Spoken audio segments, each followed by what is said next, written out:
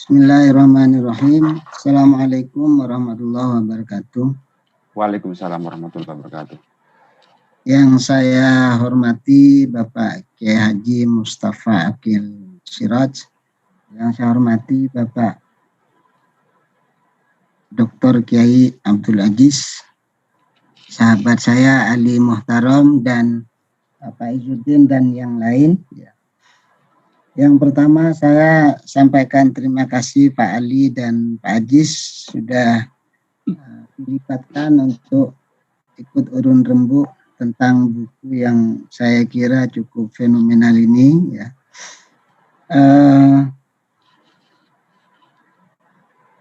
Ini agak rewel ininya. Jadi yang pertama begini Pak Ali ya. Saya tidak akan masuk kepada isi dari buku ini karena buku ini saya kira sudah sangat jelas ya, jadi tidak perlu saya sampaikan lagi, sudah jelas apa yang disampaikan Pak Aziz tentang pemikiran politik Ibnu Khaldun. Begitu juga sudah jelas komentar dari Pak Fahri Ali ya di dalam pengantarnya ya. Begitu juga sudah dijelaskan tadi oleh Pak Yudian. Pak Yudian ini inspirator saya. Jadi buku-bukunya hampir semua punya saya. Nah, saya hanya ingin membahas, saya ingin menempatkan sebagai pengamat Pak Aziz ya. Sebagai pengamat maka saya ingin membicarakan buku ini dalam dua hal. Yang pertama posisi Pak Aziz sebagai penulis ya. Kira-kira Pak Aziz sebagai intelektual apa begitu kira-kira. Yang kedua posisi pemikiran Ibnu Khaldun ya, jadi dua hal itu yang ingin saya sampaikan ya. Bapak Ibu sekalian, kalau kita membaca pemikiran tokoh, ya, pemikiran apa saja, tetapi terutama pemikiran tokoh, seperti yang ditulis oleh Pak Aziz, saya kira kita perlu melibatkan dua konteks. Yang pertama adalah konteks sang penulis, dalam hal ini Pak Aziz. Yang kedua konteks teks, dalam hal ini adalah Ibnu Khaldun. Jadi dua hal ini penting untuk dalam membaca pemikiran tokoh. Kajian dalam konteks teks itu bisa melibatkan apa yang melatar belakangi penulisan buku, penulisan pemikiran tokoh, dan juga apa yang diharapkan dari pemikiran tokoh itu. Ya. Yang pertama itu biasanya sang penulis menampilkan sisi unik dari pemikiran tokoh, sisi kelebihan, keunikan dan sebagainya ya. Kemudian yang kedua untuk tujuan apa? Biasanya seorang peneliti pemikiran tokoh itu ingin mengkontekstualisasikan pemikiran tokoh itu ke dalam konteks saat ini di mana penulis itu hadir. Nah, konteks yang kedua, konteks berarti kita ini perlu mengkaji konteks Ibnu Khaldun ketika dia menulis. Nah, konteks teks atau konteks pemikiran Ibnu Khaldun itu bisa melibatkan dua hal. Yang pertama adalah pengalaman empiris sang tokoh Ibnu Khaldun. Yang kedua adalah kira-kira Ibnu Khaldun itu berhadapan dengan pemikiran siapa ketika dia menulis buku, ketika dia menulis Muqaddimah, Al-Ibar dan sebagainya, kira-kira siapa lawan debat dia dalam pemikiran itu. Kalau kita melihat kerangka ini, yang ditulis Pak Aziz ini lebih banyak menekankan pada konteks penulis, ya, dan hanya sebagian yang ditampilkan dari konteks Ibnu Khaldunnya. Nah, konteks penulis yang saya maksud adalah Pak Aziz itu menampilkan tentang betapa pentingnya pemikiran Ibnu Khaldun untuk saya. Mengapa? Karena saat ini menurut Pak Aziz ada dua kerangka ide, istilah yang beliau gunakan, yang menurut beliau pemikiran Ibnu Khaldun itu penting dalam konteks ketika kita berbicara tentang politik atau bentuk negara, baik di Indonesia maupun di dunia modern. Yang pertama, menurut dia ada dua konteks yang membuat pemikiran Ibnu Khaldun itu penting. Yang pertama adalah konteks bahwa di dunia ini, termasuk di Indonesia, ada sebagian komunitas, sebagian masyarakat, sebagian intelektual yang menghendaki hadirnya kembali khilafah, paradigma politik khilafah. Yang kedua, realitas dunia Islam yang berkembang selama ini adalah konteks atau pemikiran politik negara bangsa. Ya. Pak Aziz menampilkan 6 contoh yang mewakili dua paradigma ini, mulai Mesir, Maroko, Indonesia, Iran, Pakistan, dan sebagian Arab Saudi. Ini menjadi 6 negara yang menurut Pak Aziz mewakili dua paradigma pemikiran tentang negara itu tadi. Yang pertama, jadi konteks khilafah misalnya oleh Pak Aziz disebut sebagai kelompok yang menggunakan pendekatan institusional yang menghendaki bahwa agama itu harus ditopang oleh negara untuk menyampaikan ajaran-ajarannya. Sementara yang kedua itu disebut pendekatan substantif yang tidak mengharuskan ada sebuah negara untuk menyampaikan ajaran Islam.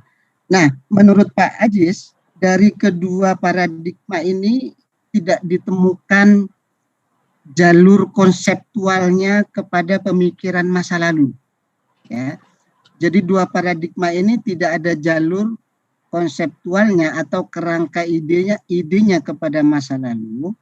Dan karena itu maka beliau menemukan bahwa jalur yang paling tepat menurut beliau adalah kerangka konseptual pemikiran Ibnu Khaldun. Jadi Ibnu Khaldun itu dihadirkan untuk mencari kira-kira apa kerangka konseptual yang bisa menengahi dua paradigma politik itu tadi. Karena itu maka tujuan Pak Aziz di dalam buku ini adalah untuk mencari pemikiran-pemikiran alternatif dari Ibnu Khaldun tentang sistem politik atau sistem negara yang beliau sebut sebagai negara rasional. Jadi ini seolah-olah sebagai sebagai sebuah pemikiran alternatif dari dua kerangka itu tadi yang ingin digali oleh Pak Abdul Aziz. Ya. Nah karena itu maka terhadap pertanyaan pertama tadi, kira-kira di mana posisi pemikiran Pak Aziz? Saya kira kalau kita menggunakan tipologi yang dibuat oleh Isa Bulota, seorang pemikir Yahudi yang mengkaji tentang relasi tradisi dan modernitas di Timur Tengah, saya bisa memasukkan Pak Aziz sebagai pemikir reformatif. Jadi Isa Bulota ini ketika dia meneliti pemikiran Timur Tengah tentang relasi tradisi dan modernitas, dia membagi tipe pemikir Pak Aziz ya. Ada pemikir idealistik, ada pemikir transformatif, dan ada pemikir reformatif.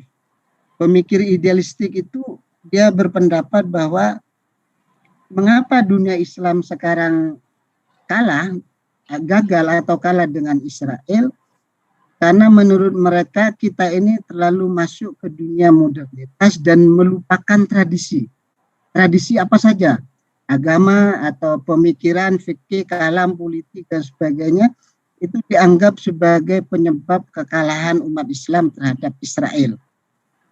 Yang kedua ada pemikir transformatif. Menurut mereka umat Islam kalah terhadap Israel itu karena umat Islam ini terlalu terpaku dengan masa lalu dan meninggalkan dunia modernitas. Ya, padahal kita ini hidup di dunia modern, tetapi pikiran-pikiran kita menurut sebagian komunitas intelektual Timur Tengah itu, kita ini dijajah oleh tradisi Islam masa lalu. Ya. Dan yang ketiga, tradisi pemikir reformatif. Menurut ini pikiran-pikiran masa lalu yang disebut tradisi tadi itu ada sisi baiknya, ya. Begitu juga pemikiran sekarang ada sisi baik dan positifnya. Maka perlu dilakukan dialog antara tradisi dengan modernitas, dan saya melihat Pak Aziz mencoba mendialogkan tradisi pemikiran Muslim Ibnu Khaldun pada abad pertengahan ini dengan konteks pemikiran modern saat ini. Sehingga dalam konteks ini maka saya secara meyakinkan percaya bahwa Pak Aziz ini bisa saya sebut sebagai pemikir reformatif. Jadi membaca pemikiran-pemikiran masa lalu atau tradisi pemikiran Islam, dalam konteks ini Ibnu Khaldun, dalam perspektif teori-teori modern. Karena menurut beliau pikiran-pikiran Ibnu Khaldun ini melampaui zamannya. Jadi bahkan menurut Josh Ritzer, ya, seorang sosiolog barat, dia mengatakan pemikiran Ibnu Khaldun ini lebih modern dari pemikiran sosiologi modern. Jadi ini yang pertama, Pak Aziz. Yang kedua, saya melihat ada sisi yang menurut saya perlu dipertimbangkan dari tulisan ini adalah Pak Aziz tidak begitu detail mengkaji konteks yang melatar belakangi atau dihadapi oleh Ibnu Khaldun ketika dia menulis Muqaddimah dan Al-Ibar. Kalau kita mengkaji tokoh, pertama-tama yang harus kita pegang adalah bahwa kita ini harus memahami pemikiran tokoh itu secara objektif. Sebelum kita melakukan kontekstualisasi ke dalam dunia sekarang. Nah, jadi kita pahami dulu secara objektif, baru kita melakukan kontekstualisasi mana yang bisa kita kontekstualkan dan mana yang tidak bisa dikontekstualkan. Nah, kajian terhadap untuk memahami pemikiran tokoh secara objektif, maka kita harus mengembalikan pemikiran tokoh itu kepada konteksnya ketika dia menulis. Konteks ketika Ibnu Khaldun menulis itu ada dua, ada konteks subjek, ya, siapa Ibnu Khaldun, bagaimana perjalanan hidup dia. Yang kedua adalah konteks pemikiran, siapa yang dihadapi oleh Ibnu Khaldun. Ya. Jadi seorang penulis tidak hidup di dunia yang kosong, tetapi dia berhadapan dengan orang lain. Saya baca, ya, saya lihat Pak Aziz memang sudah menampilkan konteksnya, tetapi konteks yang ditampilkan Pak Aziz masih konteks subjek, konteks Ibnu Khaldun. Bagaimana perjalanan hidup dia, pernah menjadi hakim, kemudian dia dipecat sana sini, konflik sana sini, kemudian dia melihat bagaimana runtuh dan berdirinya sebuah kerajaan. Ini sudah ditampilkan konteks empirisnya atau subjeknya sebagai penulis, tetapi saya tidak melihat ada konteks pemikiran yang dihadapi oleh Ibnu Khaldun ketika dia menulis Muqaddimah dan Al-Ibar. Nah, disinilah maka untuk paling tidak dalam tanda petik menambah, ya, mungkin catatan kaki lah terhadap buku Pak Ajis ini, saya ingin menampilkan konteks pemikiran yang dihadapi dan mempengaruhi Ibnu Khaldun dengan menggunakan pendekatan sejarah pemikiran. Jadi ini yang ingin saya tampilkan. Yang kedua, untuk mengetahui pertanyaan kedua tadi, kira-kira di mana posisi pemikiran Ibnu Khaldun. Ya. Yang pertama, ada sebuah buku yang ditulis Doktorah Amirah Helmi Mutahar. Dia menulis pemikiran filsafat politik Islam. Ya. Menurut dia, ya, pemikiran Ibnu Khaldun ini harus dilihat dalam konteks pertarungan pemikiran dalam dunia Islam, yang pada saat itu dunia Islam itu biasanya dibagi dua, ada Maghribi, ada Masyriki. Ya. Masyriki itu seperti Mekah, Madinah, Mesir. Maghribi itu seperti kalau dulu Andalusia, ya, Maroko, kemudian Sudan, Tunisia, dan sebagainya. Nah, ini harus dilihat dalam dua konteks wilayah ini tadi, Maghribi dan Masyriki.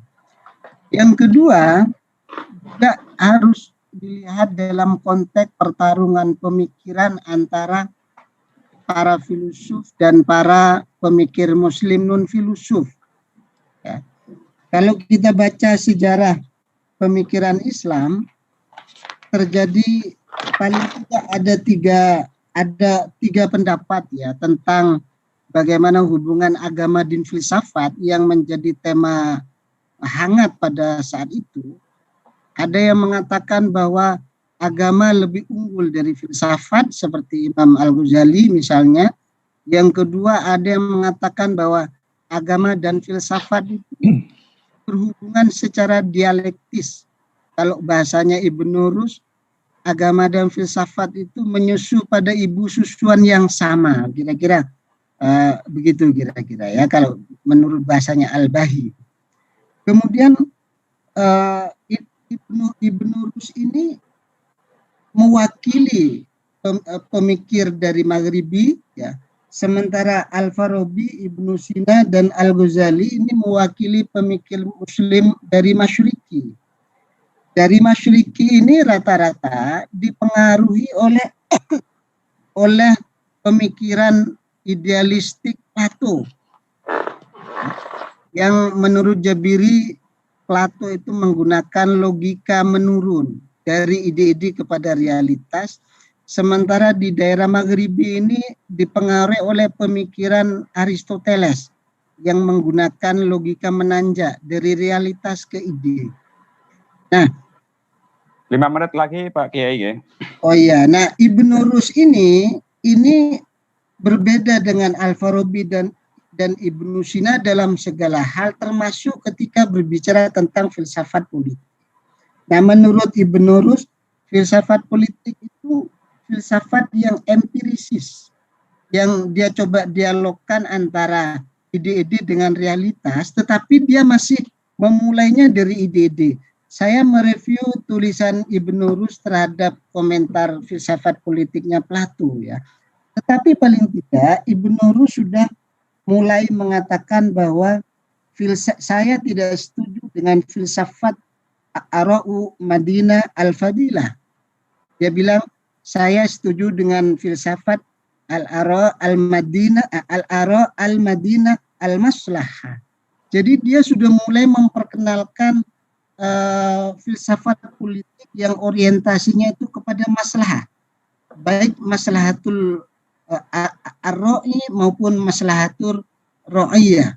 Nah, menurut tadi siapa Amirah tadi, pemikiran Ibnu Rus ini sudah menginspirasi banyak orang, termasuk Ibnu Khaldun. Ibnu Khaldun menurut dia ya itu membagi pemikiran filsafat pada saat itu menjadi dua kategori utama. Yang pertama adalah filsafat yang didasarkan kepada agama, salah satunya khilafah Islamiyah. Yang kedua adalah filsafat yang didasarkan kepada kemaslahatan. Tetapi sebagaimana Pak Ajis, Amiro mengatakan kemaslahatan filsafat politik ini menurut Ibnu Khaldun itu ada dua kategori memang. Ada kemaslahatan lirra'i dan ada kemaslahatan lirra'iyah. Jadi kepada pemimpin dan kepada masyarakat. Nah, Ibnu Khaldun menurut dia itu tidak sama sekali tidak, yang saya baca dan ini kayaknya juga Pak Ajis menyebutnya, tidak menyebut sistem negara rasional, tetapi menyebut sistem negara al-maslahi. Jadi sama dengan Pak Yudian tadi, kalau beliau menyebut, ada yang menyebut Muhammadiyah menyebutnya ahlul halli wa syahadah, NU menyebut Darul Misak untuk Indonesia, dan beliau menyebut Indonesia Darul Ijma. Saya lebih sepakat untuk menyebut pemikiran Ibnu Khaldun ini sebagai menganut negara maslahi atau negara empiris. Mengapa tidak rasional? Tidak menyebut negara rasional? Karena semua pemikir yang berkembang sebelum Ibnu Khaldun itu tadi, itu juga menggunakan pemikiran rasional, baik rasional versi idealistiknya Plato maupun rasional versi empirisnya Aristoteles. Saya kira itu. Terima kasih. Wallahul muwaffiq ila aqwamit thoriq. Wassalamualaikum warahmatullahi wabarakatuh.